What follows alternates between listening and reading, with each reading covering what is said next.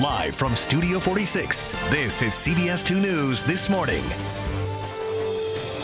Good morning. It is just about 5 o'clock on this Friday, January 18th. I'm Chris Raggi. I'm Mary Calvi. Welcome to CBS 2 News This Morning. Let's give you a live look outside this morning. Most of the tri-state area will see a mix of snow and rain that will last through the morning commute. This is just the first round of winter weather we'll see over the next few days. More snow and rain moving in Saturday nights. We've received several school delays, but New York City schools will be open on time today.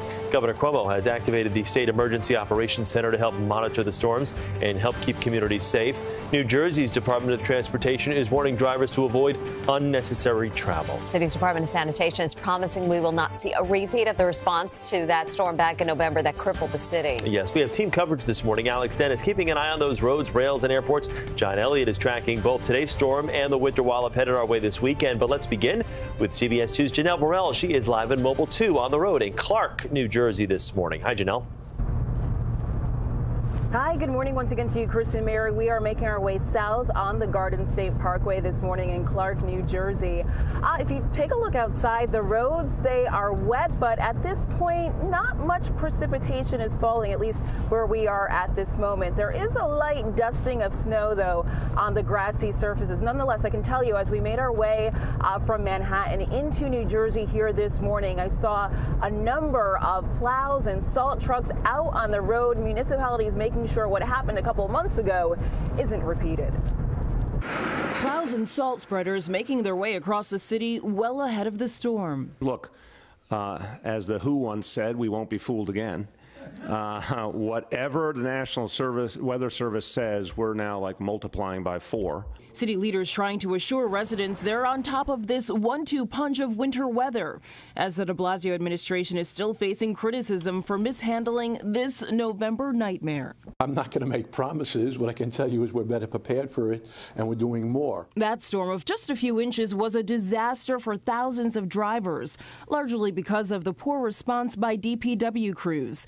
City streets crippled, a crash closing down the George Washington Bridge. Surrounding streets were so jammed, some drivers were stuck sitting in their cars for several hours. Plows couldn't even get through. Well, we learned from that event. While this morning's commute may be messy, it's this weekend's bout of snow and ice that officials are especially concerned about. I am telling you right now, for the event over the weekend, you should not be on the road. And officials already issuing those warnings to drivers for this weekend storm because they are expecting it to be quite the mess. But again, as for this morning, the salt crews, the salt trucks, they are out in full force, making sure that they pre-treat the roads ahead of the precipitation that we are getting across the tri-state area right now. So, of course, as always, you want to give yourself a little bit of extra time in anticipation of that. For now, we are live in Mobile 2. Janelle Burrell, CBS 2 News. All right, Janelle, thank you. We've received several school delays this morning due to the snow. We have a full list on CBSNewYork.com. All right, let's get to traffic and weather. Both really busy this morning. Alex, John. You know, the key period to watch is going to be Saturday late afternoon through Sunday morning. Then Sunday afternoon, get out there, dry everything off you can, because Sunday night, that's when we see the possibility of a flash freeze. So today, a bit of a dress rehearsal. Here's what's going on right now. Cold enough for snow, and when you factor in the wind, feels like 12 in the Hudson Valley, feels like 25 in the city. More coverage of the snow, Monmouth, Ocean County, and Middlesex County, too.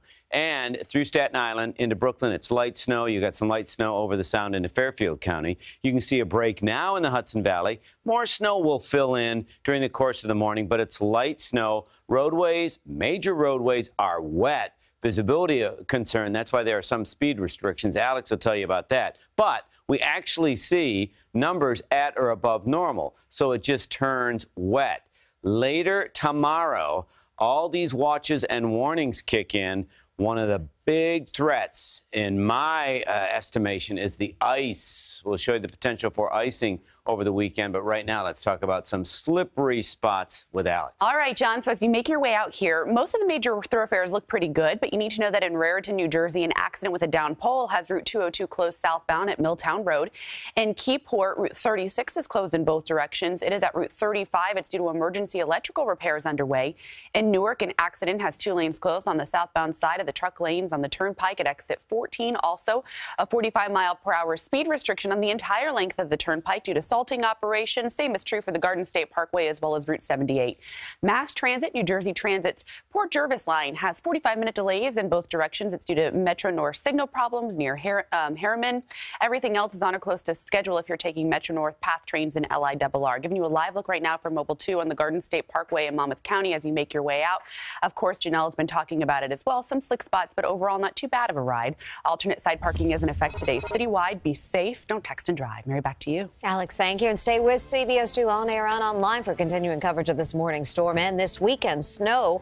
On CBSNewYork.com, you'll find our winter storm survival guide. New this morning, an intense search is underway for the man police say sexually assaulted and robbed a 27-year-old woman on a train. The NYPD releasing this surveillance video of the suspect pictured there. It happened just after 1 o'clock yesterday morning after the victim boarded a northbound number 4 train at the Franklin Avenue station in Crown Heights.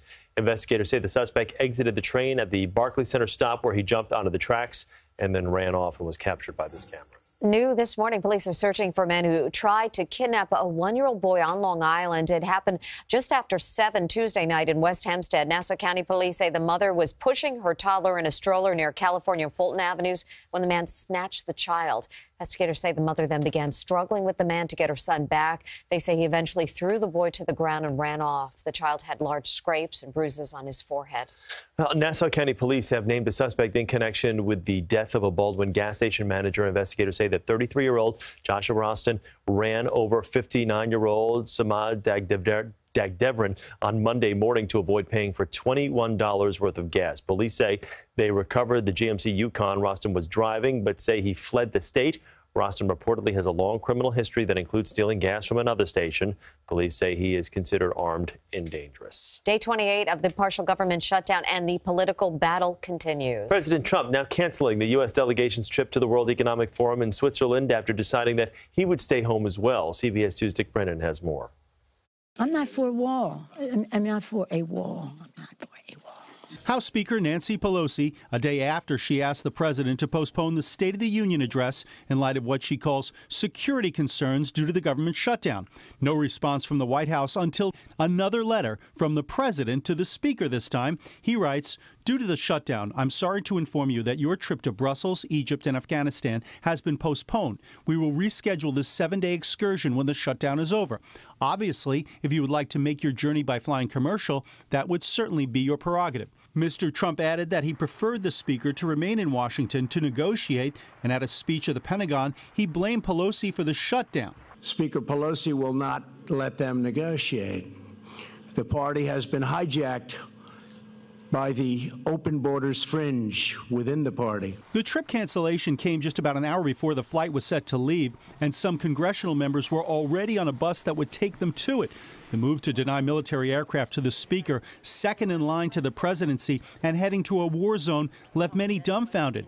Trump ally Lindsey Graham criticized both leaders, tweeting, "One sophomoric response does not deserve another." House Intelligence Committee Chairman Adam Schiff was supposed to be on the trip. I can't say that all too often in the last 2 years the president has acted like he's in the 5th grade. And to have someone who has that kind of character running the country is an enormous problem at every level. A spokesperson for Speaker Pelosi said the trip included a pilot rest stop in Brussels where she'd meet with top NATO commanders. And the Speaker's office said the trip to Afghanistan did not include a stop in Egypt. Dick Brennan, CBS 2 News. Well, a tragedy for a Brooklyn family. A father is killed protecting his daughter. Police say 43-year-old Philip Scarlett was shot to death at the Kingsborough houses in Crown Heights Sunday. He ran to help when he heard his 14-year-old daughter being confronted in an apartment robbery in the hallway outside his girlfriend's apartment. And he came out and realized what was going on, and he grabbed her and tossed her in the house, and he was struggling to keep them out of the house, and they yanked him down the stairs and shot him. Family members say they believe he was targeted because he always carries cash, but they don't know if anything was stolen. 2 suspects were seen in surveillance images, but so far no arrests have been made. 5:08 right now, coming up on CBS News this morning and streaming on CBSN New York. Mayor de Blasio is warning that if the government shutdown does not end, it won't be just the federal workers who feel the impact, how it will affect thousands of New Yorkers. Plus, state lawmakers calling out LIRR. Now they want answers about what they say is subpar on-time performance. John? Well, let's keep you on time today. Factor in a little extra time for the morning commute. Going to need that snow brush to brush away a little bit of snow on the car. Warm coat, a good idea. Hats and gloves, too. Driving weather on the 2s coming up.